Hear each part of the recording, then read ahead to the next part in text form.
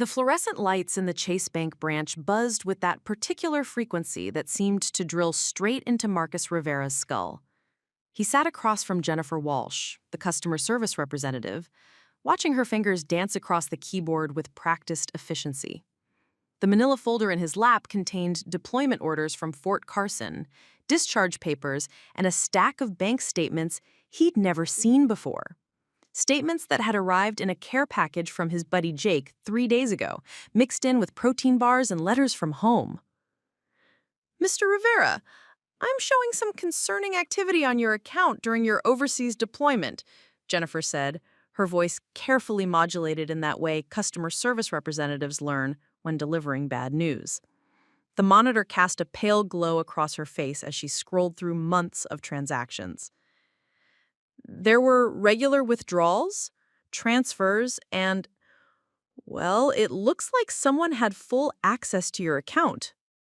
Marcus shifted in the uncomfortable plastic chair, the fabric of his civilian clothes still feeling foreign after 18 months in desert camouflage.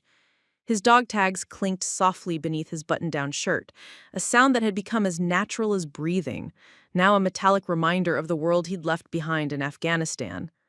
The bank smelled of recycled air and printer toner, nothing like the dust and diesel fumes that had filled his nostrils for over a year. "What kind of withdrawals?" he asked, though part of him already knew. The sick feeling that had started in his stomach when Jake handed him those statements was spreading like an infection. Jennifer's brown eyes met his across the desk, and he saw the sympathy there, the look people gave wounded soldiers or parents at funerals. Large cash withdrawals, mostly, some credit card payments, a few checks written to what appears to be, let me see, Rivera Landscaping? The world tilted slightly. Rivera Landscaping was his father's business, the one that had been struggling for years, the reason his parents had remortgaged the house twice, the source of countless arguments that had echoed through the thin walls of their Riverside, California home throughout his teenage years. "How much?" The words came out hoarse. Jennifer's fingers hesitated over the keyboard. "In total? Over the 18 months of your deployment?" She paused, double-checking the numbers. $63,412. The number hit him like an IED blast, sudden, devastating, leaving his ears ringing and his vision clouded. $63,000? His combat pay, his savings, money he'd earned dodging Taliban mortars and conducting night raids through poppy fields, money he'd planned for college, maybe a down payment on a small house, a future beyond the endless cycle of deployment and return that defined so many military careers. "That's not possible," he whispered, but even as he said it, he was remembering the phone calls. His mother's voice, cheerful and loving during their weekly Skype conversations, asking about his health, his safety, never mentioning money troubles. His father, who rarely spoke during those calls, usually working in the background, the sound of his tools a familiar percussion against their conversations. "Sir, I need to ask, did you give anyone power of attorney over your account? Anyone permission to access your funds?" The memory surfaced like a mine detonating underwater, sudden and violent. 3 weeks before deployment, sitting in the kitchen of his childhood home, his mother sliding papers across the scarred oak table where he'd done homework for 12 years. "It's just in case something happens to you, mijo, so we can take care of things if—" She hadn't finished the sentence. Neither of them wanted to voice the possibility that he might not come home. Power of attorney.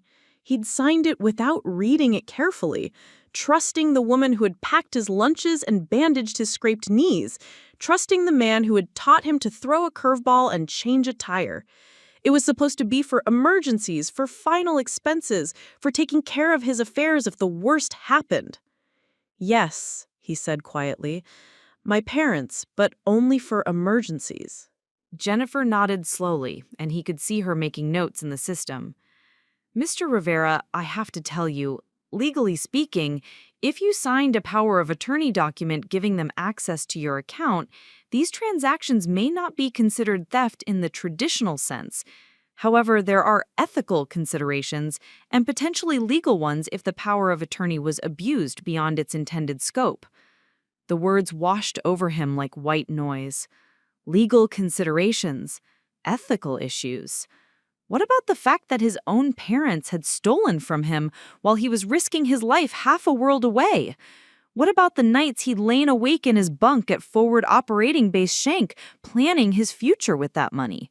The small business he wanted to start, the automotive repair shop that would serve his community, the dreams that seemed attainable with a nest egg built from combat pay and careful savings? "Can I get copies of everything?" he asked, surprised by how steady his voice sounded. "All the statements? All the transactions?" "Of course. And, Mr. Rivera, I'm really sorry this happened to you. Thank you for your service."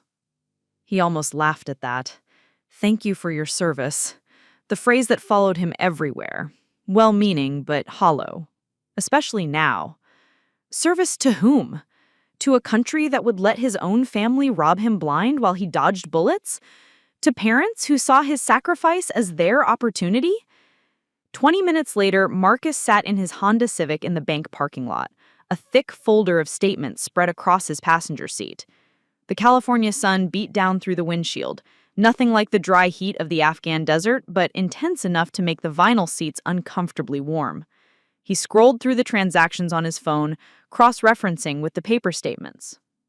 August 15th, 2022. $2,500 withdrawal. ATM at Food for Less on Magnolia Avenue, 2 blocks from his parents' house. August 22nd, 2022. $3,000 withdrawal. Same ATM. September 3rd, 2022. $4,200 check written to Rivera Landscaping. The pattern continued, month after month. Large withdrawals, always from ATMs near his parents' neighborhood. Checks written to his father's business. Credit card payments that corresponded to charges on cards he'd never opened. Cards that must have been opened in his name. His phone buzzed with a text from his mother.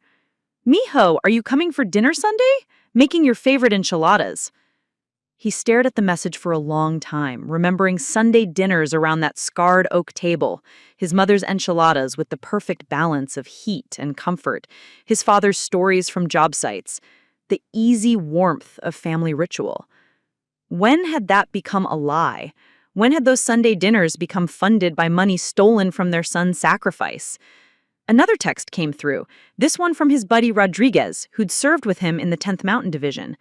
"Yo, Rivera, heard you were back stateside. How's civilian life treating you? Still got that combat pay burning a hole in your pocket?" Marcus typed back slowly. "Civilian life is complicated. The combat pay is gone." His phone rang immediately. Rodriguez never texted when he could call, a habit formed during long nights on guard duty, when the sound of a human voice meant you weren't alone in the dark. "Gone? What do you mean, gone? Dude, you were more careful with money than my grandmother." Marcus found himself telling the whole story, the words spilling out in the quiet of his car. Rodriguez listened without interruption, a skill they'd all learned in the military. Sometimes a soldier just needs to talk, to process, to make sense of the senseless. Jesus, Marcus. Your own parents? Man, I don't even have words for that. "I keep thinking I'm missing something," Marcus said, watching an elderly woman push a shopping cart across the parking lot, her movements careful and deliberate. Like, maybe there's an explanation. Maybe there was a real emergency. Maybe they needed the money for something important and just forgot to tell me. 63 grand? What kind of emergency costs 63 grand and doesn't get mentioned in a year and a half of phone calls? The question hung in the air between them, unanswerable because the answer was too terrible to voice. There was no emergency. There was only opportunity, and parents who had decided their son's sacrifice belonged to them. "What are you going to do?" Rodriguez asked. Marcus looked down at the bank statements scattered across his passenger seat. Months of his life reduced to numbers on paper, evidence of betrayal documented in black ink. "I don't know yet, but I'm going to find out exactly what happened, all of it." After ending the call, he drove through Riverside's familiar streets, past the high school where he'd played varsity baseball, past the mechanic shop where he'd worked summers to save for his first car, past the recruiting station where he'd signed up for the Army at 18, full of patriotic fervor and dreams of serving something larger than himself. Everything looked the same, but felt different, as if someone had shifted all the colors slightly to the left, making the familiar strange. His apartment was a studio in a complex near the university, chosen for its proximity to the community college where he planned to finish his automotive technology degree. The walls were bare except for a framed photo of his unit and an American flag his grandfather had given him before deployment. The flag had been folded with military precision and stored in his footlocker through 18 months in Afghanistan, and he'd hung it with ceremony on his first day back, a symbol of service and sacrifice. Now, it looked different too. What did it mean to serve your country when your own family saw your service as their payday? He spread the bank statements across his small dining table, organizing them chronologically. The theft, and it was theft, regardless of what the bank representative had said about power of attorney, had started just 2 months into his deployment. 2 months. Not even long enough to know if he was coming home, but long enough for his parents to start spending his money. The pattern was methodical, almost businesslike. Large withdrawals clustered around the first of each month, timed to coincide with his direct deposit of combat pay, credit card payments for cards he'd never authorized, and the checks to Rivera Landscaping, growing larger as the months progressed. His laptop sat open beside the statements, and he began researching, typing "power of attorney abuse military" into Google. The search results made his stomach turn. Story after story of service members discovering that family members had drained their accounts, taken out loans in their names, destroyed their credit while they served overseas. The military had resources for financial counseling, legal assistance, victim advocacy. Victim. The word stuck in his throat. He was a victim, robbed by the people who were supposed to love him most. His phone buzzed again. This time it was his father. "Marcus, your mother wants to know if you need anything for your apartment. She's worried you're not eating enough." The normalcy of the message, the casual concern, the complete absence of guilt or acknowledgement of what they'd done, it was almost worse than the theft itself. They were going to pretend nothing had happened, continue the Sunday dinners and the worried phone calls and the casual family interactions as if they hadn't systematically robbed their son blind. He typed back, "I need to see both of you tomorrow. It's important." The response came quickly. "Of course, mijo. Come for lunch. Your mother will cook." Marcus closed his laptop and walked to the window of his studio apartment. The sun was setting over the San Bernardino Mountains, painting the sky in shades of orange and purple that reminded him of sunsets over the Afghan countryside, beautiful and peaceful moments between the violence and fear that defined his deployment. He'd survived IED attacks, firefights, mortar rounds that landed close enough to shower him with debris. He'd come home physically whole, mentally resilient, ready to build the future he'd dreamed of during those long nights on guard duty. But he hadn't survived his own family. The apartment felt too small suddenly, the walls closing in like the bunkers where he'd waited out rocket attacks. He needed air, space, movement. He grabbed his keys and headed for the door, not sure where he was going, but knowing he couldn't sit still with this knowledge burning inside him. 20 minutes later, he found himself at Oak Glen Regional Park, a place he'd hiked with his high school girlfriend, where he'd gone to think through major decisions, where he'd come the night before shipping out to Afghanistan to say goodbye to everything familiar. The trails were mostly empty in the fading light, just a few dog walkers and joggers finishing their evening routines. He hiked to his old spot, a bench overlooking the valley where he could see the lights of Riverside spreading out below him like a circuit board. This was where he'd decided to enlist, where he'd chosen his MOS, where he'd promised himself he'd come back and make something of his life with the money he earned overseas. The irony wasn't lost on him. He'd worried about Taliban bombs and enemy snipers, had taken precautions against roadside attacks and ambushes, had survived a war zone relatively unscathed. But he'd never thought to protect himself from the people who'd raised him. His phone rang in the gathering darkness. It was Jake, his buddy who'd sent the bank statements. "Hey man, how did it go with the bank?" Marcus told him everything, the words coming easier now, as if repetition was making the impossible real. "I'm sorry, brother," Jake said when he finished. "I shouldn't have sent those statements. I should have found a way to tell you while you were downrange." "No," Marcus said firmly. "I needed to know.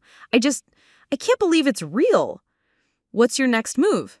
Marcus looked out over the valley, at the lights of 10,000 homes, where 10,000 families were probably sitting down to dinner, talking about their days, planning their futures. Normal families with normal problems, not the surreal nightmare of discovering that your parents had stolen your combat pay. "I'm going to see them tomorrow. I need to hear them explain this. I need to understand how they could do this to me." "And then?" "I don't know yet, but I'm going to get my money back, Jake. All of it. I don't care what it takes." The determination in his own voice surprised him. It was the same tone he'd used when briefing missions in Afghanistan, when failure wasn't an option, when the stakes were life and death. This felt like life and death too, just in a different way. His future, his dreams, his ability to trust the people who were supposed to love him, all of it hung in the balance. As he drove home through the darkening streets of Riverside, Marcus Rivera began to plan his next move with the methodical precision of a soldier preparing for battle. Because that's what this was, he realized. A different kind of war, against a different kind of enemy, but a war nonetheless. And this time he was fighting for more than his country or his unit or abstract ideals of freedom and democracy. This time, he was fighting for himself. Marcus woke before dawn, a habit formed by 18 months of pre-dawn patrols and guard rotations that no amount of civilian sleep could break. The digital clock on his nightstand read 4:47 a.m., and outside his apartment window, Riverside slept in the quiet hours before morning traffic began its daily symphony. He lay in the narrow bed, staring at the ceiling, and felt the familiar weight of gear that wasn't there. The phantom sensation of body armor and helmet that had become as much a part of him as his own skin. But this morning, the weight was different. It was the weight of knowledge, of betrayal, of a future that had been stolen while he slept in foreign bunkers and dreamed of home. He made coffee with the same military precision that governed most of his civilian routines, measuring the grounds exactly, timing the brew, drinking it black because cream and sugar were luxuries that had been sporadic in Afghanistan. The bank statements lay spread across his dining table, where he'd left them the night before, and in the pale light of morning, the numbers seemed even more stark, more real. $63,412. He'd done the math while lying awake at 3 a.m. At his E5 pay grade, that represented nearly 2 years of base pay. But it wasn't just base pay they'd stolen. It was combat pay, hazard pay, family separation allowance, special duty pay, money earned by sleeping in 120-degree heat, by walking through IED-laden fields, by watching his friends come home in flag-draped coffins while he sent every extra dollar to a bank account he thought was building his future. The coffee tasted bitter, or maybe that was just the taste of betrayal. At 6 a.m., he called his unit's family readiness group coordinator, a retired sergeant named Helen Morrison, who'd helped countless soldiers navigate the bureaucratic maze of military life. He'd met her during in-processing, a grandmotherly woman with steel gray hair and the no-nonsense attitude of someone who'd seen every possible military crisis. "Marcus Rivera, you're back from Afghanistan, aren't you? How are you adjusting to civilian life?" "Mrs. Morrison, I need some advice. It's about a financial situation." He found himself telling the story again, and with each retelling, it became more real, more devastating. Helen listened without interruption, occasionally making small sounds of dismay or anger. "Oh, honey," she said when he finished, "I'm so sorry. You know, this happens more than people think. Families see that combat pay coming in, see it as a windfall instead of what it really is, payment for putting your life on the line." What can I do, legally, I mean? Well, first, you need to document everything. Make copies of all those bank statements, print out records of every transaction. Then you need to decide if you want to handle this as a family matter or a legal matter. Power of attorney abuse is tricky. Technically, if you gave them legal access to your account, it gets complicated. But morally, what they did was theft, plain and simple. I'm going to see them today. I want to hear their side of it. Helen was quiet for a moment. Marcus, can I give you some advice from someone who's seen a lot of military families go through hard times? Yes, ma'am. Don't go in there expecting an apology or an explanation that makes sense. People who steal from their deployed children have already rationalized their behavior in ways that will shock you. They'll have excuses, reasons why they deserved that money, why they needed it more than you did. Don't let them gaslight you into thinking this was somehow acceptable. The term gaslight hit him like a physical blow. He'd learned about psychological manipulation in his military training, but he'd never thought to apply it to his own family. What should I do? Get your money back however you can. And Marcus, protect yourself emotionally. This kind of betrayal, it changes how you see the world. Make sure you have support. Talk to someone at the VA. Join a support group. Don't try to handle this alone. After the call ended, Marcus sat in his apartment as the sun rose over the San Bernardino Mountains, painting his walls with golden light. He thought about the word Helen had used, betrayal. It was a military word, a court-martial offense, the worst thing one soldier could do to another. But it applied here too, in ways that made his chest ache. He showered and dressed carefully, choosing civilian clothes that projected confidence and authority. Dark jeans, a button-down shirt, his good leather boots. He clipped his dog tags inside his shirt, a habit he wasn't ready to break, and checked his appearance in the mirror. He looked older than when he'd deployed, leaner, with lines around his eyes that came from squinting into desert sun and the weight of responsibility for other soldiers' lives. The drive to his parents' house took 20 minutes through familiar neighborhoods that seemed foreign now. He passed the elementary school where his mother had volunteered in the library, the community center where his father had coached Little League, the parish church where his family had attended Mass every Sunday until he was 16 and started questioning everything. Normal family landmarks that now felt like crime scenes. His childhood home sat on a quarter-acre lot in a working-class neighborhood called Casablanca, a small house with a red tile roof and a front yard that his father had always kept immaculately landscaped. The driveway held his father's work truck, a newer Ford F-350 with Rivera Landscaping painted on the side in professional lettering. Marcus stared at the truck for a long moment, wondering if his stolen money had helped pay for it. The front door opened before he could knock, and his mother appeared, wiping her hands on a dish towel. Maria Elena Rivera was 53 years old, barely 5 feet tall, with graying black hair pulled back in a bun and the soft curves of a woman who'd borne 4 children and cooked with love for 30 years.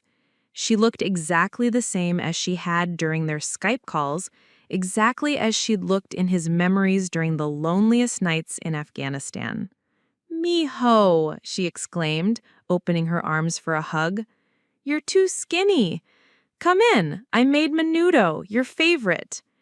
The normalcy of her greeting, the genuine warmth in her voice, the familiar scent of her cooking, it all crashed over him like a wave, nearly knocking him off balance. For a moment, he almost believed he'd imagined the whole thing, that the bank statements were a mistake, that his loving mother couldn't possibly have stolen from him. But the numbers didn't lie. $63,412.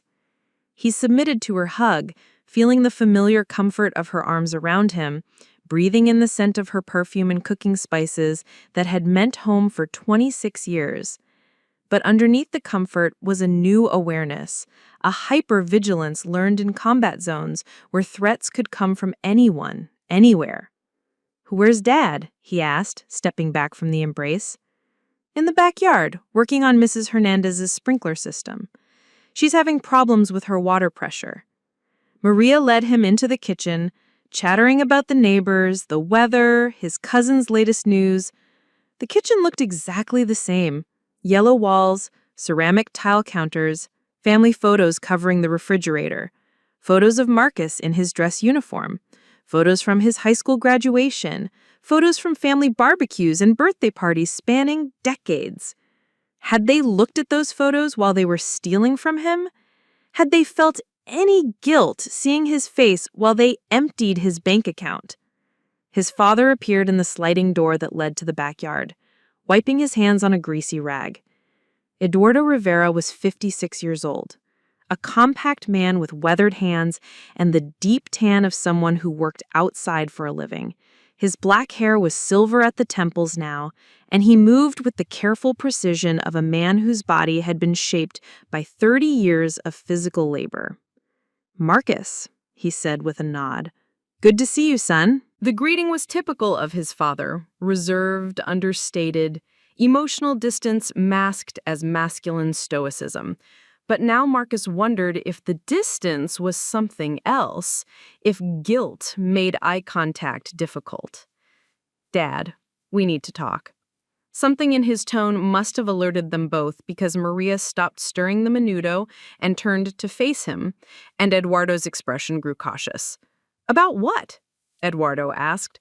Marcus reached into his back pocket and pulled out a folded bank statement, the one showing the largest single transaction, a $7,800 withdrawal from October 15th, 2022.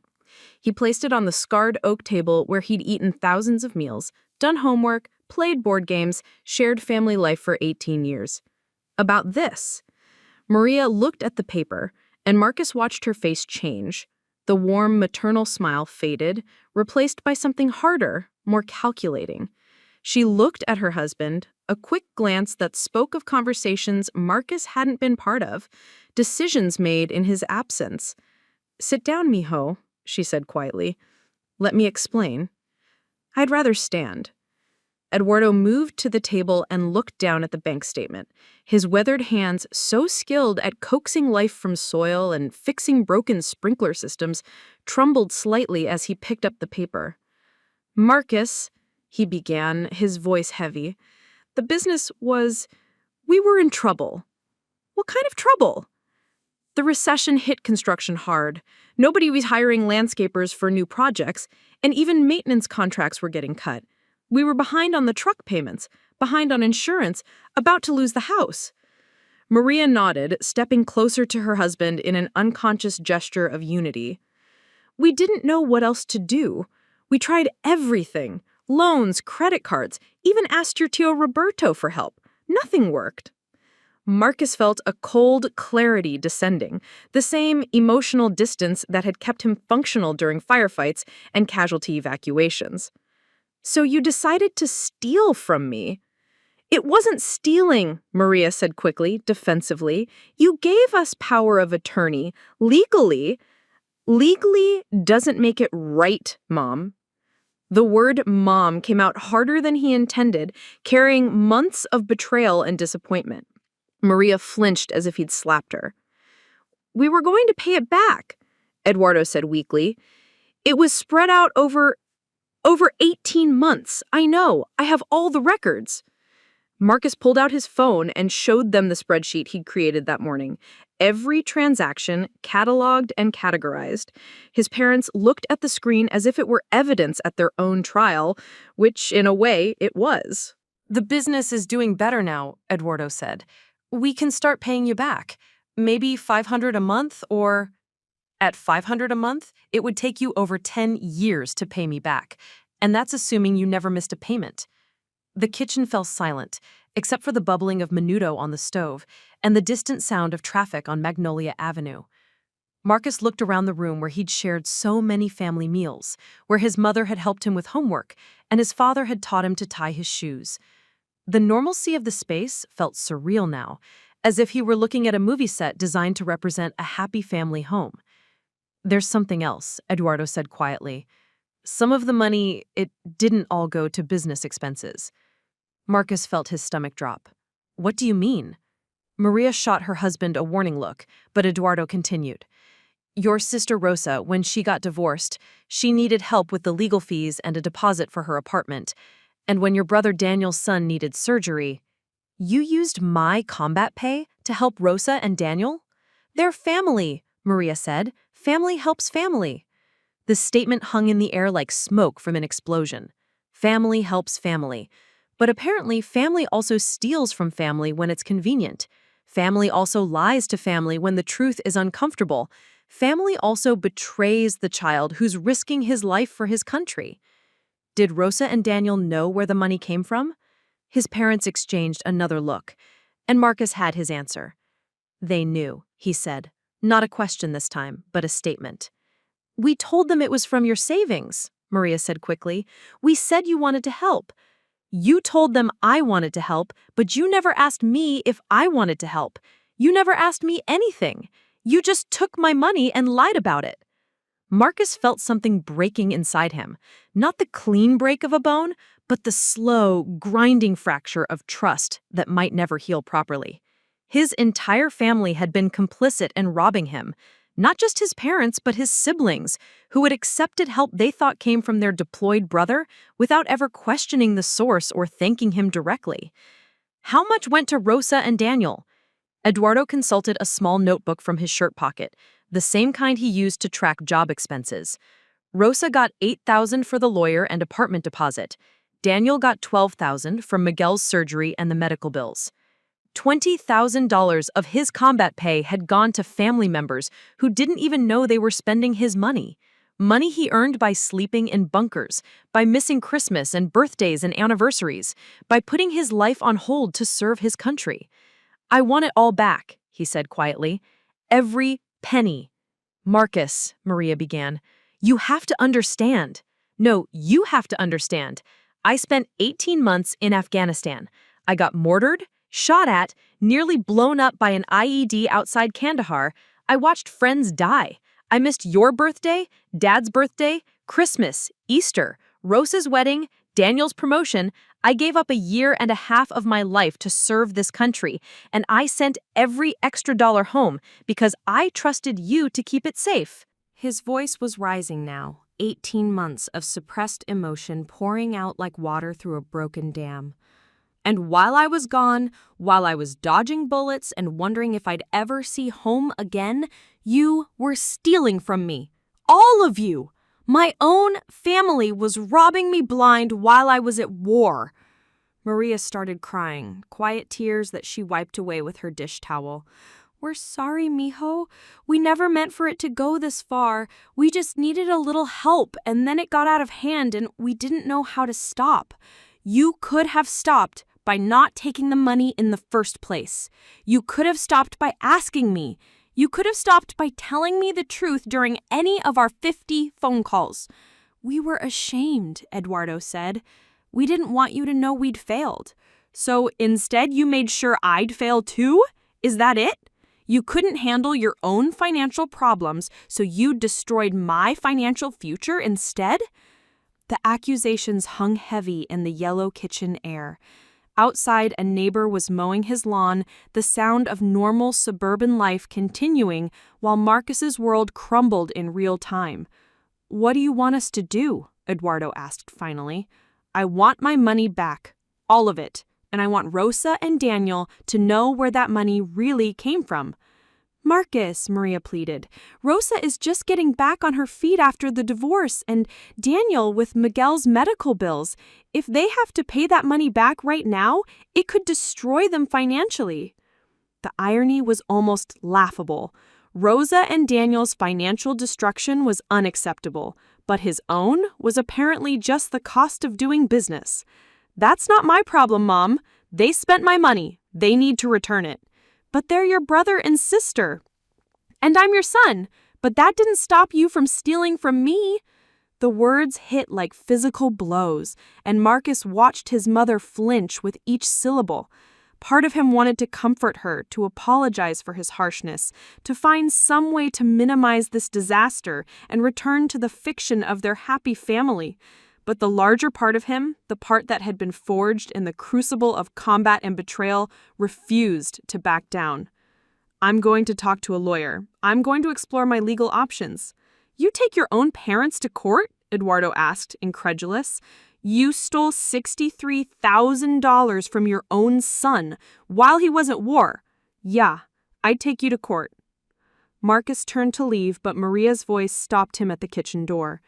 Marcus, please, don't do this. Don't destroy our family over money. He turned back to face her, this woman who had raised him, loved him, supported his decision to enlist even when it terrified her, who had sent him care packages and worried letters and prayers that had sustained him through the darkest days of his deployment. I'm not destroying our family, Mom. You already did that. The law office of Patricia Mendez, attorney at law, occupied the second floor of a converted Victorian house in downtown Riverside, its wide windows overlooking the Santa Ana River and the courthouse where Marcus might someday face his own parents as adversaries. The waiting room was decorated with family photos and legal diplomas, the kind of place that specialized in domestic relations, estate planning, and the quiet disasters that tore families apart behind closed doors. Marcus sat in a leather chair that had seen better decades, a manila folder thick with bank statements and documentation balanced on his knees.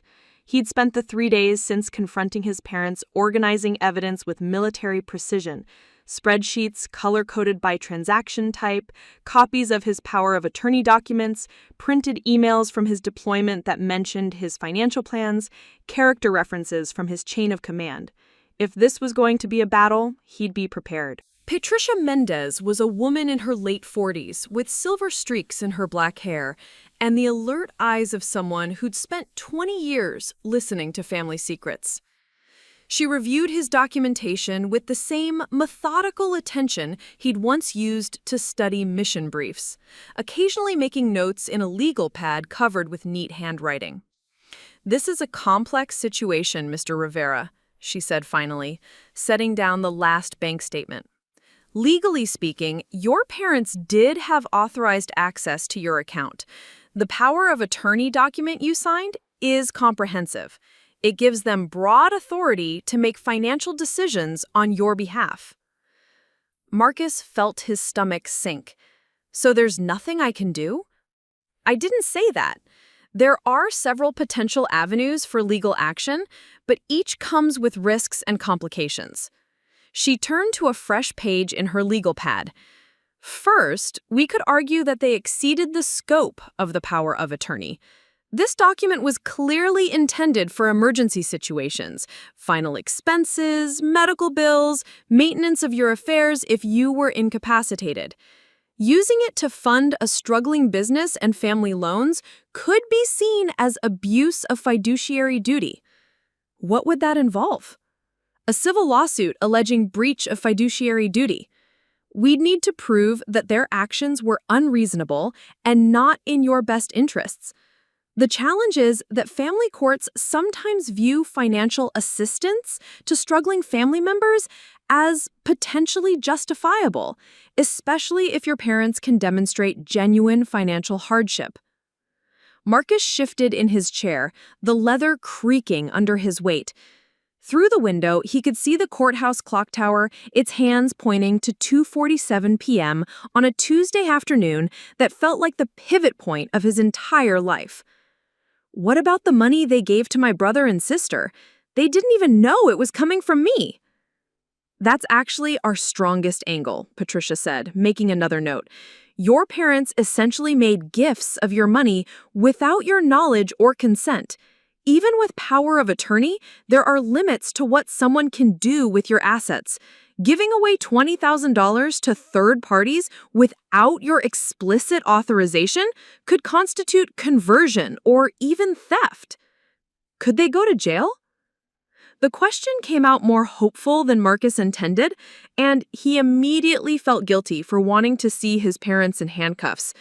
But the anger was stronger than the guilt, fed by 3 sleepless nights and the growing realization that his entire family had betrayed him while he'd risked his life for his country.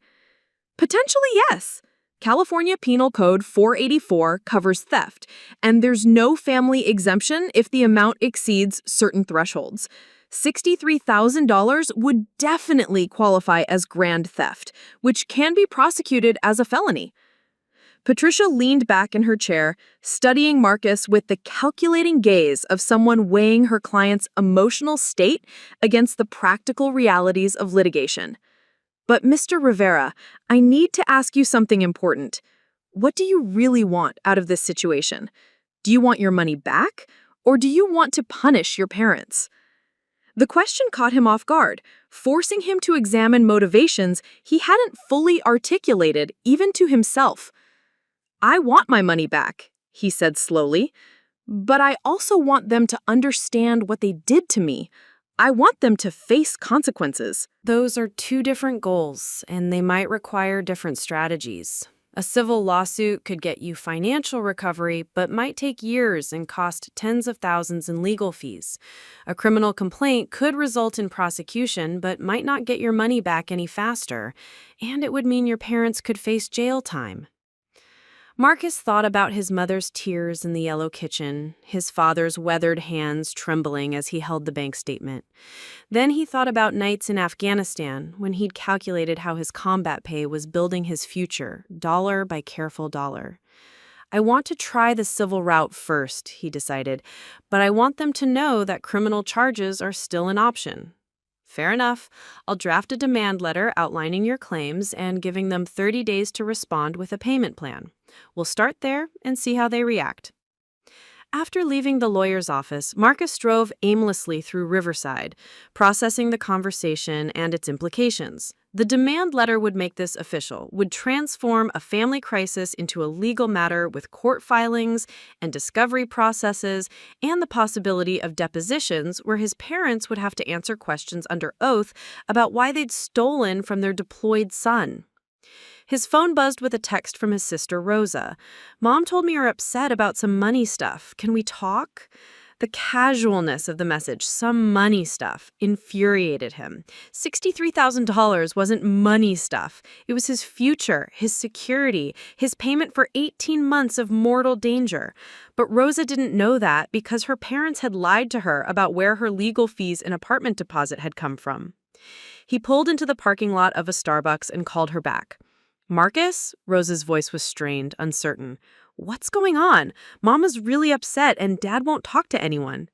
Rosa, I need to ask you something and I need you to be completely honest with me. Okay? When you got divorced last year, when you needed money for legal fees and a deposit on your apartment, where did you think that money came from? A long pause. Mom and Dad said you wanted to help. They said you'd saved up money from your deployment and wanted to make sure I was okay. Did you ever thank me for it? Did you ever call or text or send a letter thanking me for $8,000? Another pause, longer this time. No, I thought about it, but Mom said you didn't want to make a big deal about it, that you'd be embarrassed if I thanked you directly. Rosa, I never authorized them to give you that money. I didn't even know they had given it to you until 3 days ago. What are you talking about? Marcus found himself telling the story again, watching through the Starbucks window as college students studied for exams and mothers chased toddlers around playground equipment, normal people living normal lives, unencumbered by the surreal reality of family theft. Oh my God, Rosa whispered when he finished. Oh my God, Marcus, I didn't know. I swear I didn't know. But you should have questioned it, shouldn't you? $8,000 is a lot of money for Mom and Dad to just have lying around, especially when they've been struggling with the business. Yes, you're right. I should have asked more questions, but they seemed so sure it was what you wanted, and I was so desperate with the divorce and trying to find a place to live. I could hear her starting to cry, and I felt the familiar tug of family loyalty, the instinct to comfort and protect that had been ingrained in him as the oldest of 4 children. but underneath the sympathy was anger at Rosa for not questioning the source of the money, at Daniel for the same willful blindness, at his parents for creating a situation where everyone was complicit in his betrayal. Rosa, I'm going to need you to pay that money back. Marcus, I don't have $8,000. The divorce wiped me out financially. I'm barely making rent as it is. That's not my problem. The words came out harsher than he intended, but he didn't apologize for them. His sister's financial struggles weren't his responsibility, especially when they'd been funded by money stolen from him. Can't we work something out? Maybe I could pay you back gradually, like $50 a month or something. $50 a month? Rosa, at that rate, it would take you over 13 years to pay me back. I don't know what else to do, Marcus. I can't just pull $8,000 out of thin air. You could get a second job. You could move somewhere cheaper. You could ask your ex-husband to help with the legal fees since they were for your divorce. He won't pay anything. That's why I needed the money in the first place. Marcus rubbed his temples, feeling the onset of a headache that had been building for days. Rosa, I'm talking to a lawyer. I'm exploring legal options to get my money back. You're going to sue Mom and Dad? I'm going to do whatever it takes to get my money back. Marcus, please think about what this will do to the family. Think about Thanksgiving dinners and Christmas mornings and family barbecues. Do you really want to destroy all of that over money? The question echoed their mother's words from 3 days earlier, and Marcus felt a flash of anger at the family script that was already emerging. He was the one destroying the family by demanding his stolen money back, not the relatives who had actually done the stealing. The family was destroyed the moment you all decided to steal from me while I was at war. I'm not destroying anything. I'm just refusing to pretend it didn't happen. After ending the call, Marcus sat in his car outside the Starbucks, watching normal families navigate normal Tuesdays, and felt the weight of his isolation. Rosa would call Daniel, who would call their parents, and by tonight, the entire family would have agreed on a narrative that cast him as the villain, the ungrateful son who was more concerned with money than family loyalty. His phone rang. Daniel. Marcus, what the hell is wrong with you? No greeting, no acknowledgement that they hadn't spoken in months, just accusation and anger. Marcus almost hung up, but curiosity kept him on the line. What do you mean? You just told me you're threatening to sue Mom and Dad over some money they borrowed from you. Borrowed? Is that what you're calling it now? They stole $63,000 from me, Daniel, and $12,000 of it went to you for Miguel's surgery. They told me you wanted to help with Miguel's medical bills. They said, They lied. I never authorized them to give you anything. I didn't even know Miguel had surgery until 3 days ago. A long silence. Then, even if that's true, it doesn't matter. Miguel is your nephew. You should want to help him. I do want to help him, but I wanted to be asked. I wanted to make that choice myself. Instead, you all just decided that my money belonged to the family. It's just money, Marcus. The dismissal hit him like a physical blow. Just money. Easy to say when it wasn't your money. When you hadn't earned it by sleeping in bunkers and dodging mortars and missing Christmas with your family. If it's just money, then pay it back. We can't pay it back right now. Miguel still has medical bills, and Maria's been out of work since the surgery to take care of him. We're barely making ends meet. Maria was Daniel's wife, and Miguel was their 8-year-old son who'd needed surgery to repair a congenital heart defect. Marcus had never met his nephew, had been deployed during his birth, and missed most family gatherings since. The guilt of demanding money back that had helped pay for a sick child's surgery was almost overwhelming. Almost. That's not my problem, Daniel. Miguel is your son, not mine. His medical bills are your responsibility, not mine. Jesus, Marcus, what happened to you over there? You used to care about family. The implication that military service had somehow made him heartless, that combat had stripped away his ability to love his family, was the final straw. What happened to me over there is that I learned the difference between people you can trust and people you can't. What happened to me is that I survived 18 months of war only to come home and discover that my own family robbed me blind while I was gone. Marcus ended the call and sat in the Starbucks parking lot as the sun set over Riverside, painting the sky in shades that reminded him of desert sunsets over Afghanistan.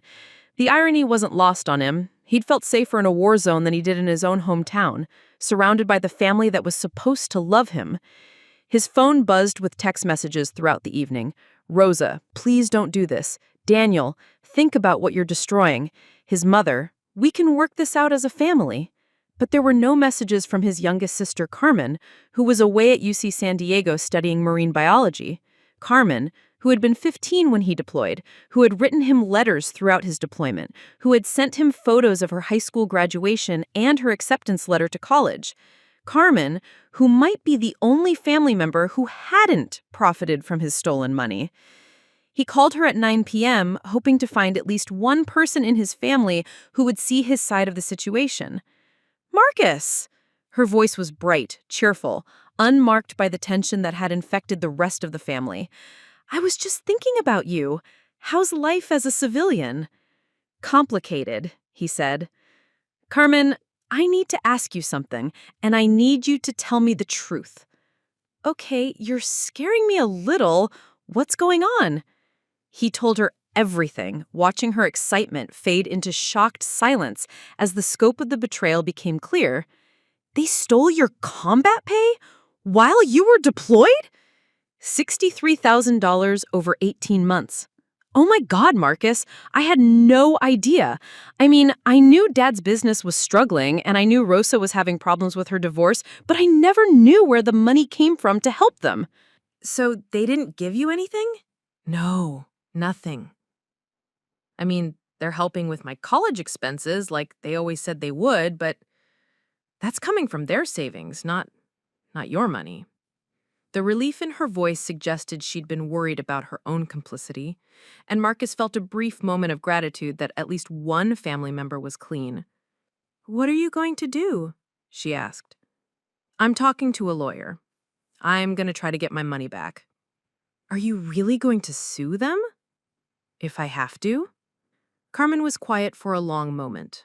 When she spoke again, her voice was small, uncertain. Marcus, I know what they did was wrong. I know it was terrible and unfair and theft. But they're still our parents. They raised us and loved us and sacrificed for us. Doesn't that count for something? It was the question he'd been avoiding, the emotional crux of the entire situation. Did a lifetime of parental love excuse 18 months of financial betrayal?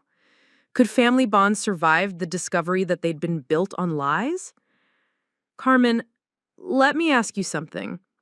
If a stranger had done this to me, if someone had stolen $63,000 from my bank account while I was deployed, what would you want me to do? I'd want you to call the police and have them arrested. So why is it different because they're our parents? Because they're family. And I'm family too. But that didn't stop them from stealing from me. Carmen started crying, quiet sobs that carried across the phone line and straight into Marcus's chest. She was 21 years old, still in college, still believing in the fundamental goodness of the people who'd raised her. This conversation was destroying her faith in family the same way the bank statements had destroyed his.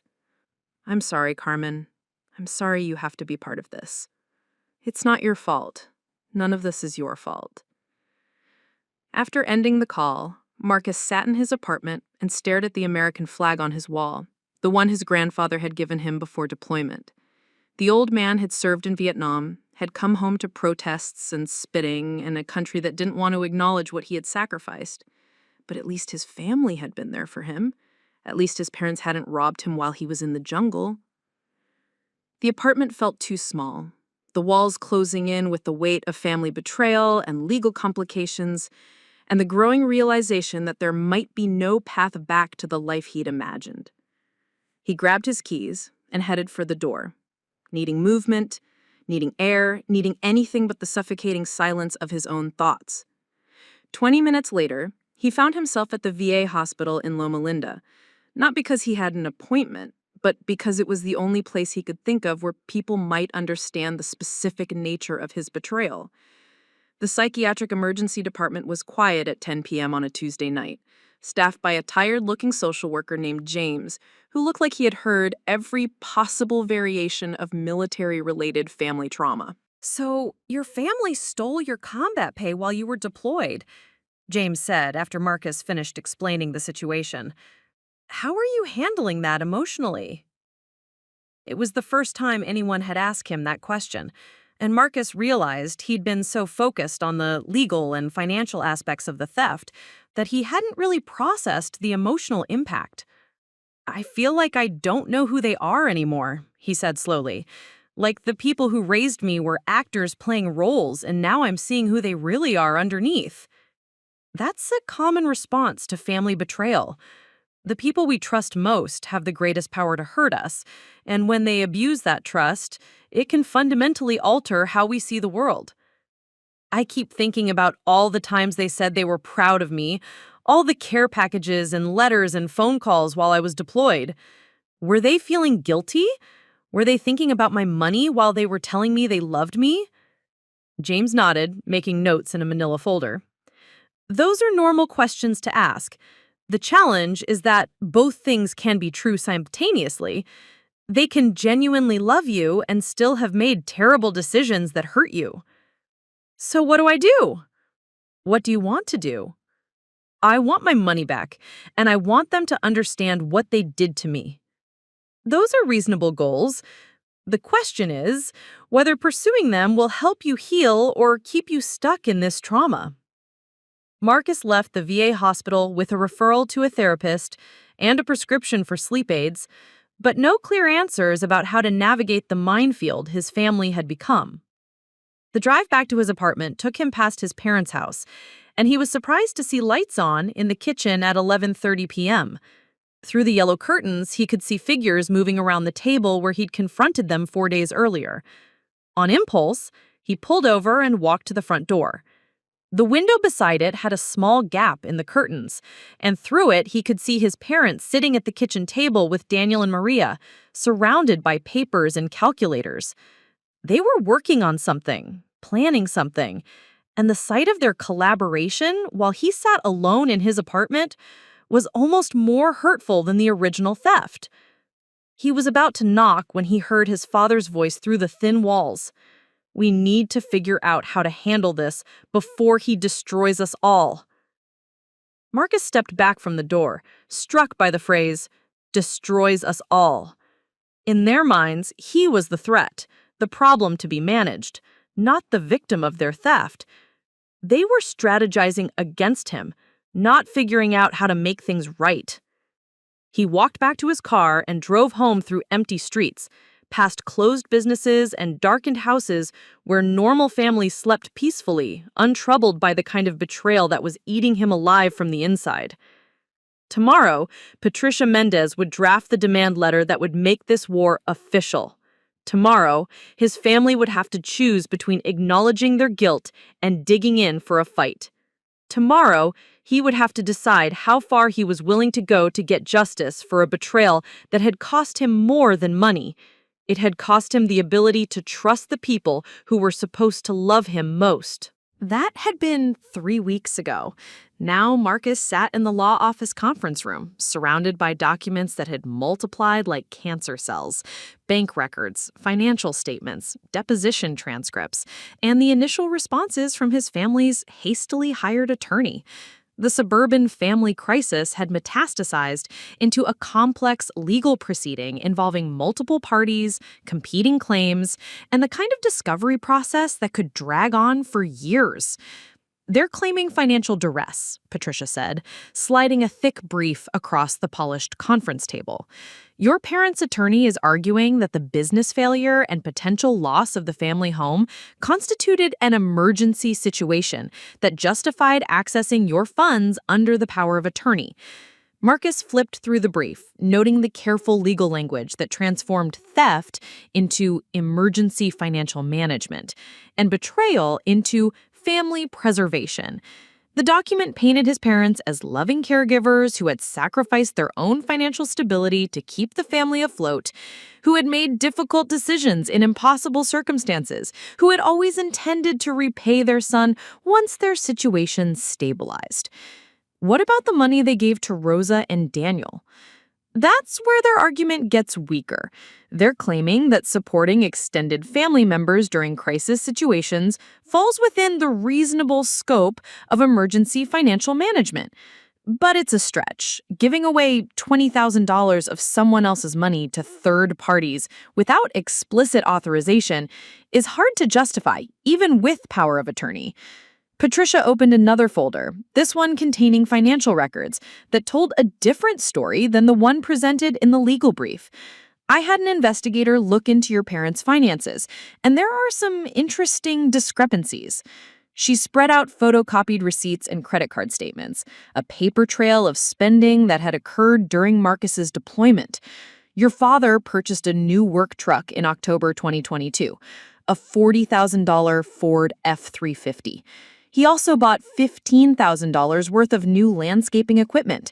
Your mother took 3 trips to Las Vegas during your deployment, staying at expensive hotels and gambling away several $1,000s each time.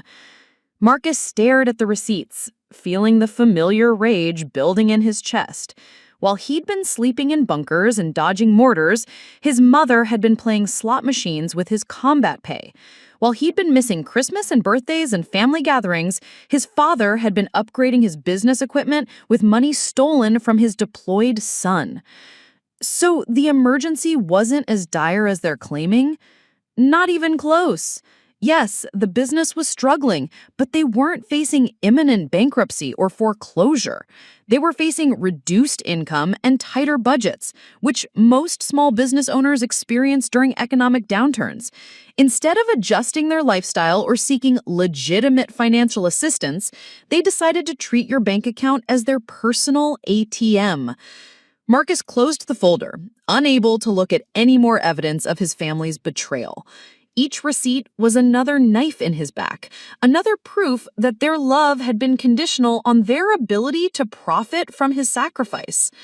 Where do we stand legally? We have a strong case for recovery of the funds, but there are complications. Your siblings have hired their own attorneys and are claiming that they received the money in good faith, believing it was a legitimate gift from you. They're arguing that they shouldn't have to repay money they didn't know was stolen, even though they should have questioned where it came from. That's the gray area. Good faith acceptance of gifts is a recognized legal principle, even if the recipients were willfully blind to the source of the money. It's going to come down to whether a jury believes Rosa and Daniel had reasonable grounds to suspect the money was obtained illegally. Marcus rubbed his temples, feeling the onset of another stress headache. The legal system was turning his family's betrayal into an academic exercise in contract law and fiduciary duty, stripping away the emotional devastation and reducing his pain to arguments about reasonable suspicion and good faith acceptance. What's our next step? Depositions. We'll be questioning all 4 family members under oath, forcing them to explain their actions and reconcile the contradictions in their stories. It's often where cases like this are won or lost. People can lie in court filings, but it's much harder to maintain those lies when you're being cross-examined by experienced attorneys. The depositions took place in a sterile conference room at Patricia's law firm, with court reporters and video cameras creating a permanent record of family secrets that should never have needed legal documentation. Marcus watched through a closed-circuit monitor as his parents and siblings were sworn in and questioned under oath, their comfortable lies crumbling under the pressure of legal scrutiny. His mother went first, looking older and more fragile than he'd ever seen her. Under questioning, she admitted that the Las Vegas trips had been funded with his money, claimed she'd won back more than she'd spent, a claim contradicted by her credit card statements, and insisted that every dollar had been spent with Marcus's best interests at heart. Mrs. Rivera, you testified that you believed your son would have approved of your use of his funds for family emergencies. But did you ever ask him for permission to access his account? He was at war. I didn't want to worry him with our problems. But you spoke to him regularly via Skype and telephone, correct? Yes, every week. During any of those conversations, did you mention that you were experiencing financial difficulties? A long pause. No. Did you mention that you had accessed his bank account? No. Did you mention that you had given money to his siblings? No. So you made the decision not to inform your son about any of these financial transactions while they were occurring. I thought it was best for him not to know. Best for him or best for you? His mother's attorney objected, but the damage was done. The video record now showed Maria Rivera admitting under oath that she had deliberately concealed her theft from her deployed son, not for his protection, but for her own comfort. His father's deposition was even more devastating. Eduardo Rivera, confronted with receipts for the new truck and equipment purchases, claimed they had been necessary business expenses that would ultimately benefit the entire family, including Marcus. Mr. Rivera, this invoice shows you purchased a $40,000 truck using funds from your son's account. How was this purchase an emergency? The old truck was breaking down constantly. I was losing money on jobs because of mechanical problems. But you already owned the truck. You could have repaired it instead of replacing it entirely. It would have been throwing good money after bad. So you decided it was better to throw your son's money after a new truck instead. Eduardo's weathered face flushed red, but he continued his justifications. Everything I did was to keep the family business going. Marcus would inherit that business someday. I was protecting his future. Did you ask Marcus if he wanted to inherit a landscaping business? We always assumed, did you ask him? No. Rose's deposition revealed the extent of the family's collaborative deception. She admitted that she had wondered where her parents had suddenly found $8,000 to help with her legal fees, but had deliberately avoided asking too many questions because she desperately needed the money. Ms. Rodriguez, you testified that you believed the money came from your brother's savings, but you also testified that you knew your brother was careful with money and rarely made large expenditures without careful consideration. Yes. Did it strike you as unusual that he would give away $8,000 without speaking to you directly about it? Rosa looked uncomfortable, shifting in her seat. Maybe a little. But you didn't call him to confirm the gift? Mom said he'd be embarrassed if I made a big deal about it. Did you thank him in any way? A card, an email, a text message? No. In 18 months of regular communication with your deployed brother, you never once mentioned the $8,000 gift you believed he had given you? No. Daniel's deposition was perhaps the most damaging to his own case. Under oath, he revealed that he had suspected the money for McGill's surgery hadn't come from legitimate family savings, but had convinced himself not to investigate further because his son's medical needs were more important than financial propriety. Mr. Rivera, you testified that your parents told you Marcus wanted to help with Miguel's medical expenses.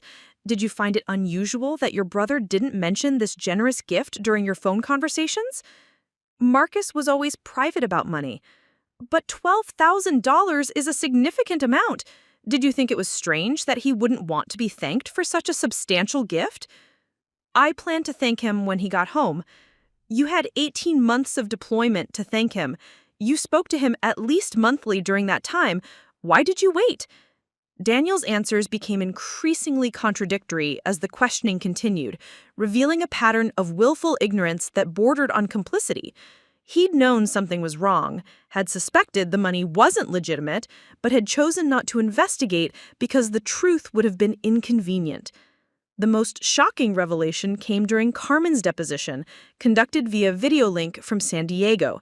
His youngest sister, whom he'd believed was uninvolved in the theft, revealed that she'd known about her parents' financial problems much earlier than anyone else. Ms. Rivera, when did you first become aware that your parents were accessing Marcus's bank account? About 6 months into his deployment, I came home for Thanksgiving and overheard Mom and Dad talking about how much money they could take without him noticing. Marcus felt the world tilt. Carmen had known for over a year and had never said anything, had never warned him, had continued to write him cheerful letters full of college updates while knowing his parents were systematically robbing him. Did you consider telling your brother what you had overheard? I thought about it, but I didn't want to cause family problems, and I figured if Mom and Dad were doing it, it must be okay somehow. Even Carmen, his baby sister whom he'd trusted completely, had chosen family loyalty over honesty. She'd known about the theft for months and had actively concealed it from him, participating in the conspiracy of silence that had enabled his parents to continue stealing. The depositions painted a picture of a family that had not only stolen from their deployed son and brother, but had collaborated to hide the theft, had constructed elaborate justifications for their behavior, and had continued lying even under oath when confronted with irrefutable evidence of their betrayal. 3 days after the final deposition, Marcus received a call from Patricia with unexpected news. "They want to settle," she said. "Your parents' attorney called this morning with an offer." Marcus had been expecting this. The depositions had destroyed any credibility their defenses might have had, and the video record of their contradictory testimony would be devastating at trial.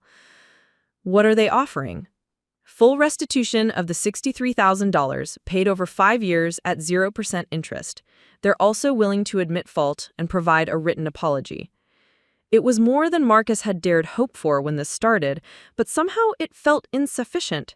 Money could be repaid, but trust couldn't be restored. A written apology couldn't undo 18 months of systematic betrayal or repair the damage done to his faith in family. What about Rosa and Daniel? They're offering to pay back their portions over 7 years, also at 0 interest. Their attorneys are framing it as a gesture of family reconciliation rather than an admission of wrongdoing. Marcus walked to his apartment window and looked out at the San Bernardino Mountains, their peaks still snow-covered despite the California heat.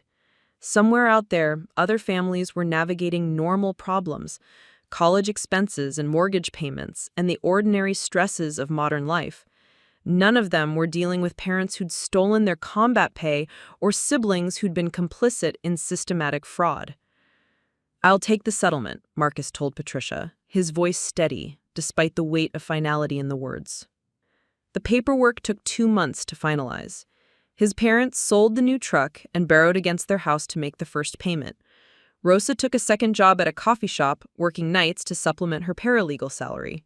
Daniel picked up weekend construction work, his hands blistered, but his payments on time. Carmen visited him once before returning to college, crying as she apologized for staying silent. I forgave her. She'd been barely 20 and caught in an impossible situation, but something had changed between them that apologies couldn't fix.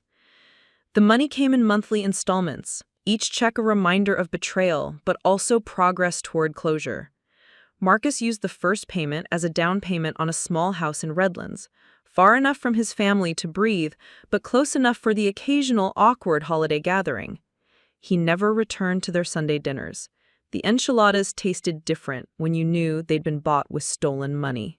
3 years later, Marcus owned a successful auto repair shop and had paid cash for his tools and equipment. He'd learned to trust again, slowly, carefully, with the woman who became his wife, and understood why he needed separate bank accounts and why family stories sometimes made him go quiet. His parents finished their payments 2 months early, including interest they hadn't been required to pay. The final check came with a note. "We know this doesn't make it right, but we hope someday you can forgive us." Marcus deposited the check and threw away the note. Some betrayals earned forgiveness, but this wasn't one of them. He'd survived Afghanistan and survived his family's theft. That was enough.